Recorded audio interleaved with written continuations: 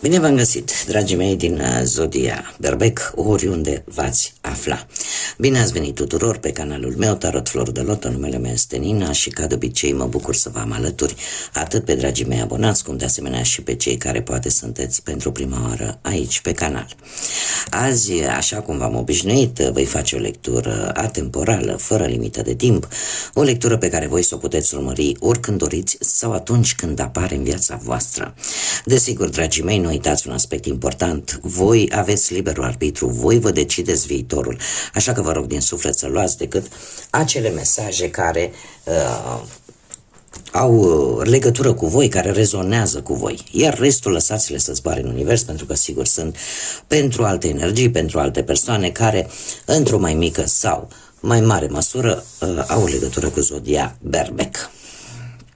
Așa că, dragilor, toți cei care aveți soare, lună, Venus, ascendentul sau oricare alt aspect astral important pentru voi din harta voastră natală, atunci și are legătură cu Zodia Berbec, atunci această lectură este de asemenea și pentru voi. Și voi începe această lectură întrebând această carte magică să vedem ce are de spus despre voi. Cam care este energia voastră sau cu ce vă confruntați voi în acest moment. Și haideți să vedem care este energia dragilor mei din Zodia Berbec. Foarte interesant. Și avem susurul frunzei care cade. Lasă-l pentru altă zi. Precum o frunză care cade lent către pământ, nu ai necesitatea de a te grăbi. Ia-ți timpul necesar și nu simți presiune pentru a lua o decizie imediată. Cele mai bune decizii de obicei se iau cu calmitate și multă gândire, da? Cu multă calmitate și reflectând la respectiva decizie. Este un îndemn, probabil că unii dintre voi în acest moment vă aflați în ipostaza de a decide ceva, de a lua o hotărâre importantă poate pentru voi. Doar că cumva nu trebuie să grăbiți lucrurile. Sau voi nu trebuie să vă grăbiți în luarea acestei decizii, pentru că e posibil să aveți surprize. În ceea ce privește, metaforic vorbind, acea frunză care cade la pământ, ne vorbește de transformare. De o transformare, așa că e posibil ca schimbări poate pe nepusă masă să vină în viața voastră, așa că nu vă grăbiți. Nu vă grăbiți și încercați într-un fel sau altul să vă relaxați, da? Și să vă calmați, să puteți reflecta cât mai bine la respectiva decizie.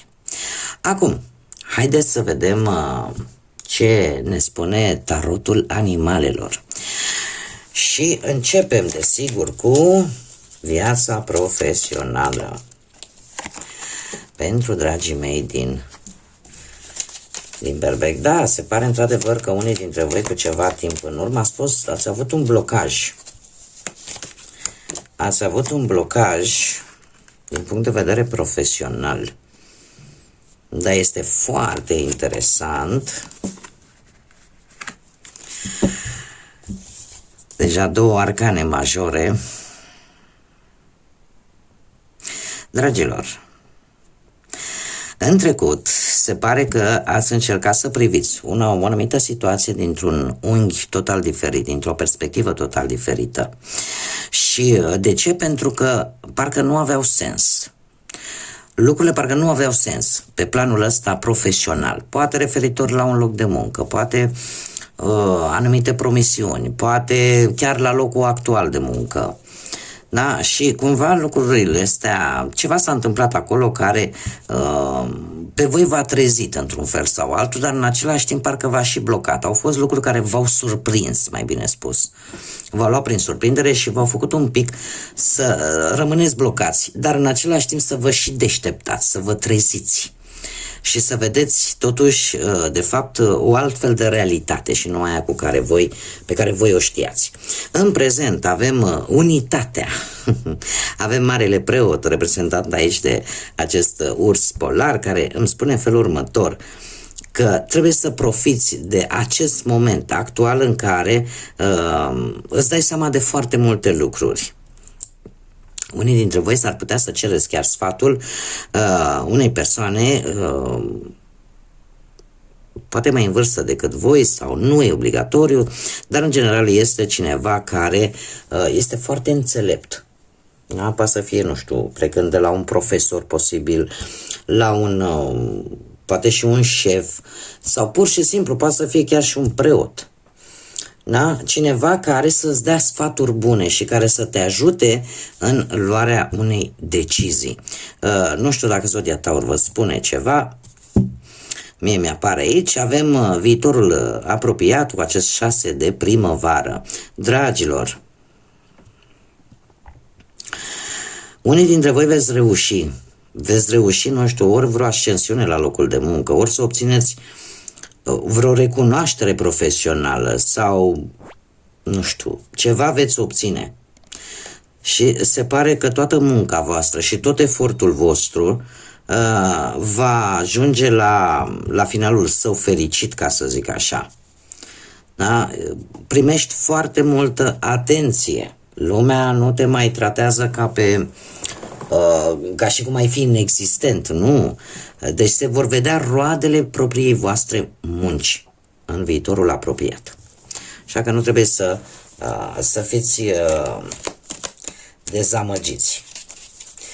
Știți cum e? Că lucrurile obținute greu, pe acelea încercăm să le păstrăm foarte mult timp și ne rămân în minte. Haideți să vedem. Pe partea financiară avem magicianul. Magicianul cu unicornul, dragilor. Cu banii, să zic că cumva parcă ați avut o parte de o magie. Pentru că, efectiv, e ca și cum îi spune, domnule, pe ce puneam mâna se transforma în bani. Sau dacă nu aveam de undeva, nu se știe de unde, reușeam să fac rost. Da, cumva parcă era ceva așa de domeniul fantasticului, pentru că nu ați rămas chiar niciodată fără bănuți. În prezent avem moderația, dragii mei, săgetători, Zodia Săgetător, poate vă spune ceva relaționat cu banii. Cert este că e posibil în acest moment să fiți foarte ingenioși. Dar cum? Folosindu-vă de informații care le primiți poate și de la alte persoane și cu ce știți voi, cumva le combinați în așa fel încât să vă dea o idee foarte bună și care poate fi cea mai bună soluție relaționată cu o situație financiară, da? Sau cum să o îmbunătățiți. Unii dintre voi chiar sunteți în momentul în care faceți o înțelegere pe plan financiar. 7 de iarnă. Dragilor, trebuie să fiți precauți în următoarea perioadă în ceea ce privește banii. De ce? Pentru că precauția și prevederea vă poate ajuta să nu pierdeți ceva valoros. Chiar dacă nu vorbim de bani, putem vorbi de lucruri care au valoare și care probabil că valoarea lor se poate măsura și în bani. Cum de asemenea, mare grijă și nu vă aruncați în lucruri ilegale. Mare grijă și încercați să vă păstrați integritatea. Pentru că mie această carte îmi vine cu un avertisment. Trebuie să fiți conștienți de consecințele propriilor voastre acțiuni. Așa că trebuie să aveți mare grijă să nu cădeți în capcanele altora. De asemenea, trebuie să acordați un pic de atenție și persoanelor din spatele vostru. Da, nu este o carte este o carte care vine cu un avertisment foarte serios. Mare atenție pe planul ăsta financiar bănesc în următoarea perioadă. Pentru că e posibil să vi se promită multe lucruri și să vă învârtiți într-o fază nu tocmai ortodoxă, nu tocmai cinstită, onestă, care poate avea consecințe. Acum, dragii mei, dragi, pe plan sentimental, cei care sunteți deja într-o relație, indiferent cum este ea, de puțină vreme sau de lungă durată, avem un 2 de primăvară care îmi vorbește de faptul că, nu știu, poate aveți o anumită viziune vis-a-vis de relația voastră sau de ce vreți voi să faceți în relația voastră. Nu știu, unii dintre voi e posibil să vă gândiți să vă deschideți o firmă, poate, împreună, da, cu perechea voastră. Alții e posibil să fiți foarte absorbiți de un anumit proiect care vă va scoate din zona voastră de confort și cumva sunteți, din câte văd eu aici, e ceva benefic, în special pentru relația voastră. De ce spun acest lucru? Pentru că avem un as de primăvară, un as de bâte care vorbește de foarte multă pasiune. Se pare că pentru amândoi vine o surpriză. O surpriză plăcută, dar oricum sunteți foarte pasionali în această perioadă și parcă nu vreți să mai pierdeți timpul. Există o foarte bună chimie între voi. Viitorul apropiat vine cu acest prinț de iarnă în care sunteți foarte deciși, foarte bine centrați și foarte motivați ca relația voastră cum să spun eu, să meargă în forță, să meargă pe linia aia care vouă, cum v-ar place vouă. E posibil să trebuiască să luați niște decizii foarte rapide și în care voi veți vedea lucrurile foarte, foarte rațional, foarte logic, da? Un pic pe deasupra sentimentelor. E posibil ca unii dintre voi să fiți nevoiți să plecați sau să aveți un drum de făcut sau poate să luați o decizie foarte importantă care eu aș spune că e posibil să vă cam distanțeze un pic. Distanțare, mare atenție, mai mult geografică decât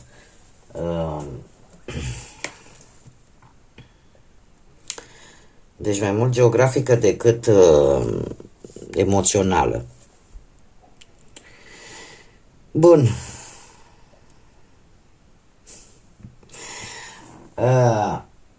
Numai un moment. A trebuit să citesc un mesaj. Trebuia să-mi văd și o nepoțelul cât de cuvinte e și cum doarme. Deci, pentru voi, dragilor, într-adevăr, e posibil să vină o situație în care să fiți nevoiți, poate, să luați, cum am mai spus, o decizie foarte rapidă și să vă îndepărteze un pic de perechea voastră, dar eu aș spune că această distanțare este mai mult fizică și nu morală, psihică, da? Mai mult geografică, da? Poate să fie nevoie să plece către alte locuri. Haideți să vedem cei care sunteți singurei, poate în urma văduviei sau în urma unui divorț sau unei separări sau poate pur și simplu nu v-ați găsit voi jumătatea. Dragii mei, ați avut o perioadă în care parcă nimic nu vă mergea bine.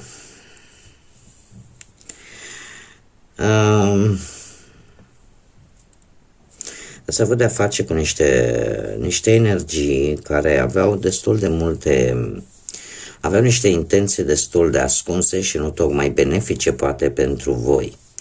Iar asta în prezent, cu acest 10 de iarnă, se pare că sunteți tocmai ce ați terminat o relație, unii dintre voi, sau o relație s-a finalizat, indiferent cum s-a finalizat ea, și sunteți oarecum un pic bulversați. De ce? Pentru că unii dintre voi e posibil să simtă în același timp tristețe, poate bucurie, poate alinare, poate o deziluzie, dar e un amestec. E un amestec de sentimente pentru voi.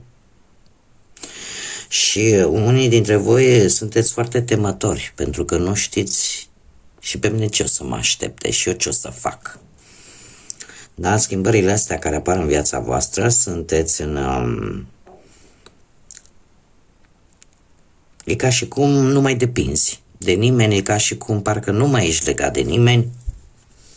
Știți cum e? Că, mai ales pentru cei care poate ați avut o relație foarte lungă, în momentul în care ajungi la un final și relația se rupe, ai senzația parcă că îți lipsește un picior, o mână. De ce? Pentru că erau lucruri care se făceau în doi.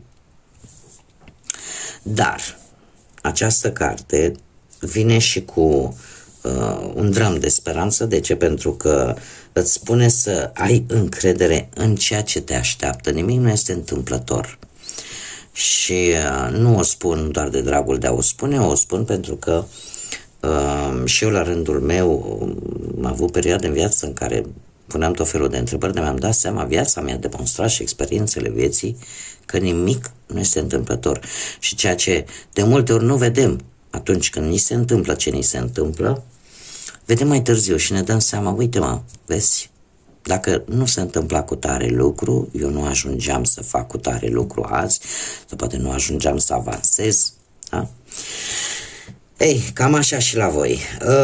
Viitorul apropiat vine cu pusnicul.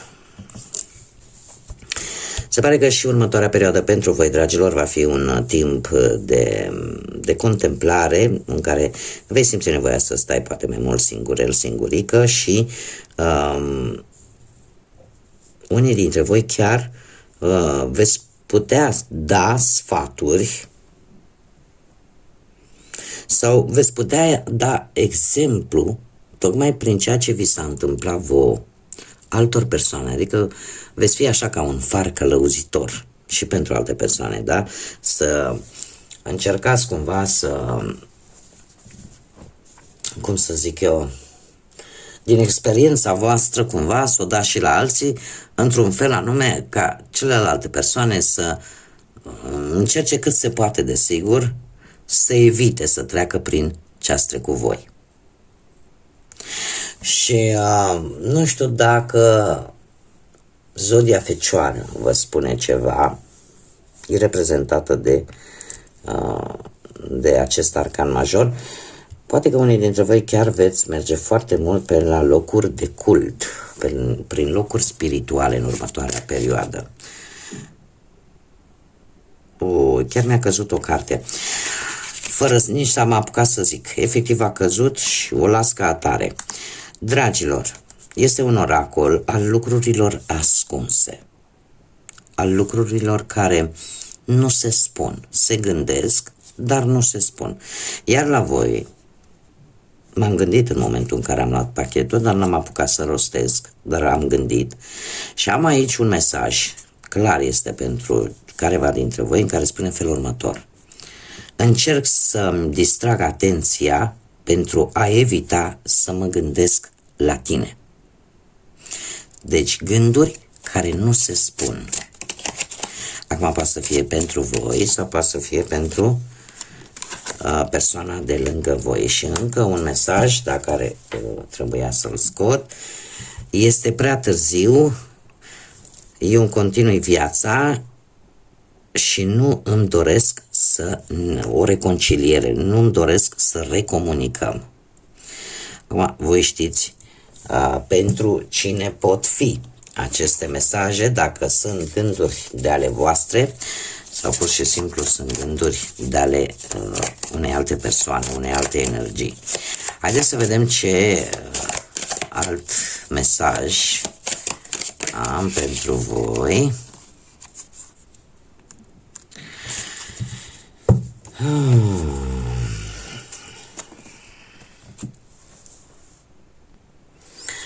Bun, și avem fire. Spune felul următor: țese firele propriilor tale vise, pentru că ele îți vor construi realitatea ta. Este ca și cum mai spune, încearcă să te gândești la visele tale, la ceea ce tu îți dorești. Și în felul ăsta, de fapt, fără să-ți dai seama, dacă te focusezi pe ce este important pentru tine, ceea ce tu ți-ai dorit, poate într-un anumit timp, într-un anumit moment și nu ai reușit. O poți face acum, pentru că gândurile tale pozitive îți vor construi propria ta realitate. Și încă un mesaj pentru voi, dragilor, din Depec.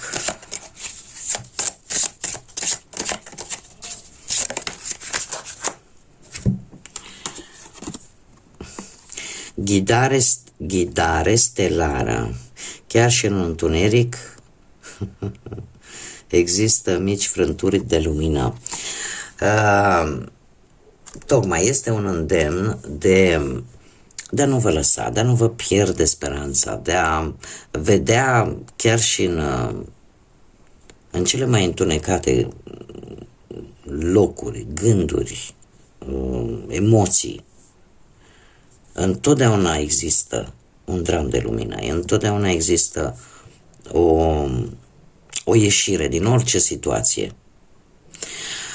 Faptul că avem și ghidare stelară este ca și cum încearcă să urmezi în anumite situații acele frânturi de lumină, da? Acele situații care, chiar dacă ele sunt mici, dar încet, încet te scot din anumite probleme, din anumite situații, dar nu le ignora. Nu le ignora, pentru că, așa cum bine știm, esențele tari se țin în sticluțe mici. Și dacă unii dintre voi traversați o perioadă mai nefastă în viața voastră, nu dați cu piciorul la poate un gând bun, la o idee bună sau, nu știu, la orice. Poate că cineva, nu știu, dau un exemplu acum, cineva are probleme cu banii, da?